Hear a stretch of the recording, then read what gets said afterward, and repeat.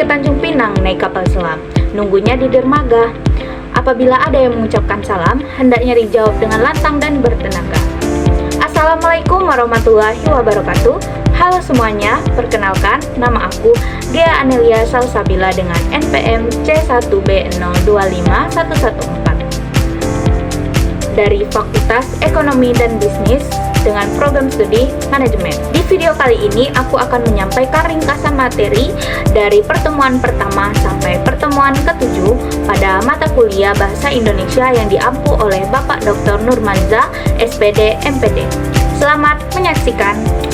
Materi yang pertama yaitu Hakikat Bahasa Indonesia. Sebelumnya, kita pasti sudah tahu bahasa Indonesia adalah bahasa persatuan yang digunakan di negara kita, yaitu negara Indonesia.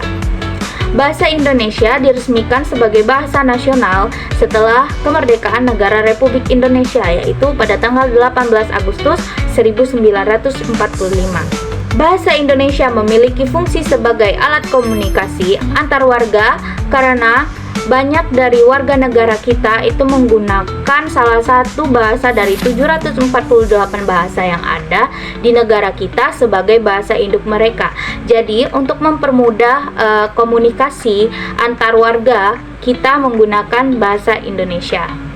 Nah teman-teman, asal kalian tahu ya, bahasa Indonesia itu sebelumnya disebut sebagai bahasa Melayu kuno yang dipakai pada zaman Kerajaan Sriwijaya sebagai bahasa kenegaraan mereka. Selanjutnya dilakukan penyempurnaan dalam berbagai nama dan bentuk yang tertuang dalam peraturan ejaan bahasa Melayu atau biasa disebut sebagai ejaan Van Ophuijsen, yang memiliki ciri di mana huruf J dibaca Y, sedangkan huruf U itu penulisannya O dengan E. Setelah para pemuda mempermasalahkan penyebutan Bahasa Persatuan Indonesia, M. Tarbani mengusulkan bahasa Melayu diganti dengan istilah Bahasa Indonesia.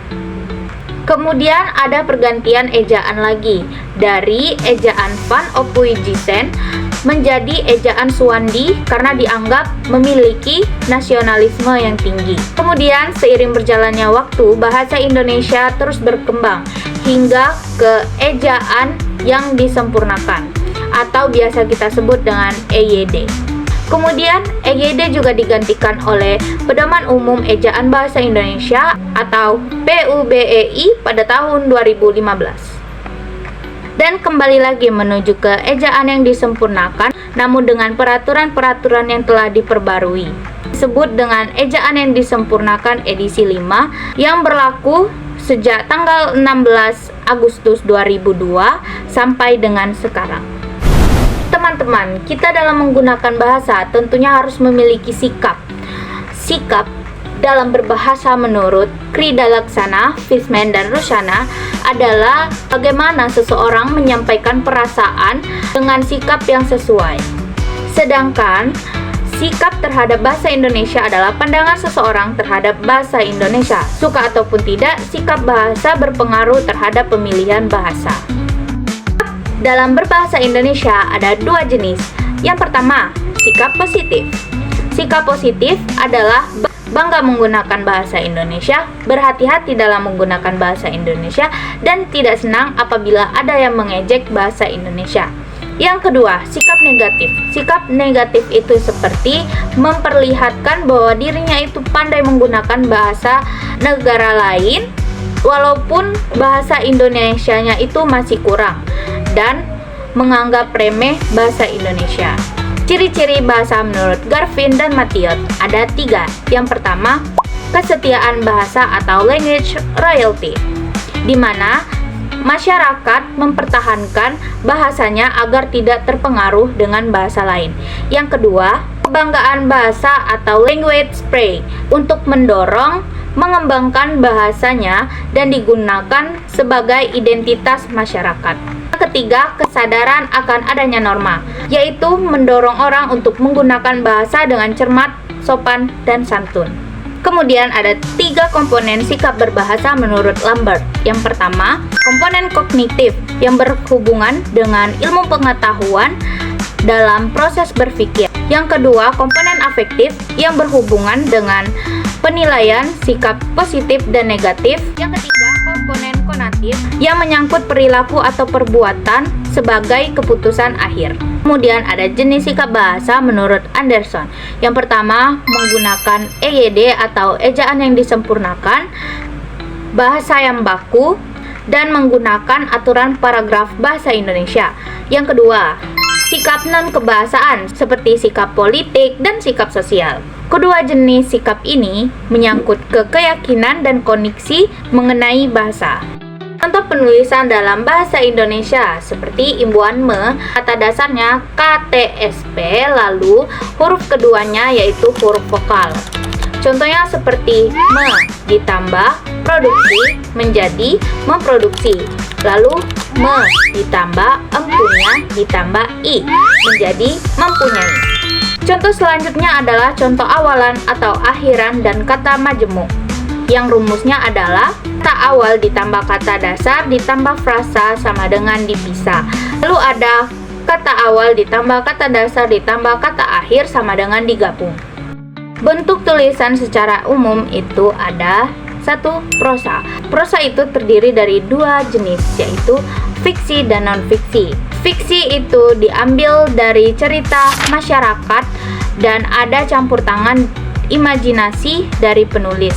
Sedangkan non-fiksi itu seperti karya-karya ilmiah seperti buku teks, buku ajar, buku modul, hasil penelitian, dan lain-lain. Yang kedua ada puisi. Puisi baru tidak terikat oleh sajak, sedangkan puisi lama itu terikat oleh bait, baris, dan sajak. Yang ketiga, drama. Di dalam drama itu tidak bermain editing, sedangkan yang keempat, film. Di dalam film itu bermain editing. Selanjutnya ada tulisan akademik. Tulisan akademik menurut Dolman Kusmana dan kawan-kawan dan Jauhari adalah tulisan yang mengkaji suatu permasalahan melalui proses kajian pustaka. Bentuk dari tulisan ilmiah, hasil kajian pustaka, dan hasil proses penelitian. Di dalam penulisan karya ilmiah itu terdapat sistematika, seperti penulisan dalam karya ilmiah dari kajian pustaka. Itu berisi judul, abstrak, halaman, kata pengantar atau prakata, daftar isi, landasan teori, metode penulisan, pembahasan, simpulan, serta daftar pustaka. Yang kedua, hasil dari proses penelitian yang berisi judul, abstrak, halaman, kata pengantar, daftar isi, pendahuluan, landasan teori, metode penelitian, hasil penelitian, pembahasan, kesimpulan dan saran, dan daftar pustaka. Teman-teman, tahu nggak apa beda kata pengantar dengan kata prakata?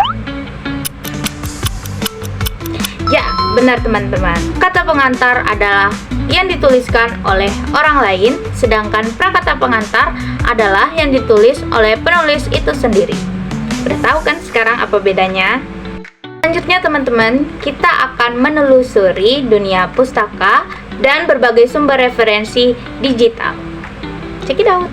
Sumber-sumber dunia pustaka dari referensi digital. Seperti yang kita ketahui nih, ada Mendeley, Crossref, Ipusnas, PDF Drive, Trend, Open Knowledge, dan Post Viewers. Nah, di kesempatan kali ini kita akan membahas mengenai Mendeley. Teman-teman, Mendeley itu terbagi menjadi 3. Yang pertama, Mendeley Reference Manager, yang biasa kita gunakan untuk mencari referensi jurnal-jurnal. Yang kedua ada Mendeley Desktop. Yang ketiga ada Mendeley Web. Mendeley Web itu digunakan untuk mengetahui statistik kepopuleritasan suatu referensi dan mengetahui frekuensi suatu file referensi online. Diunduh di mana, lokasinya di mana, dan lain-lain sebagainya. Selanjutnya ada presentasi ilmiah.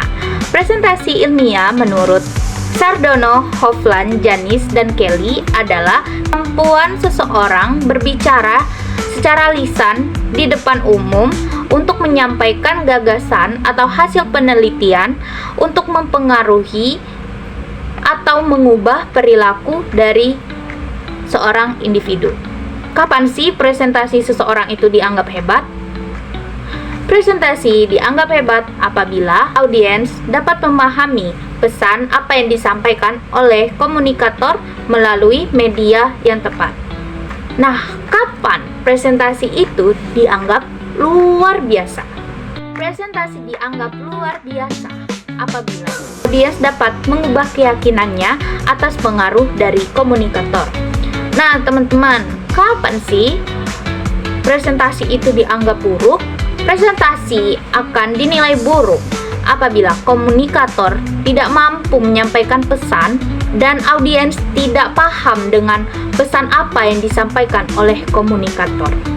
Nah, teman-teman, ada 3 komponen dalam presentasi ilmiah menurut Kogon dan kawan-kawan. Yang pertama, itu ada media sebagai alat untuk menyampaikan pesan. Yang kedua, ada komunikator. Komunikator adalah orang yang menyampaikan pesan.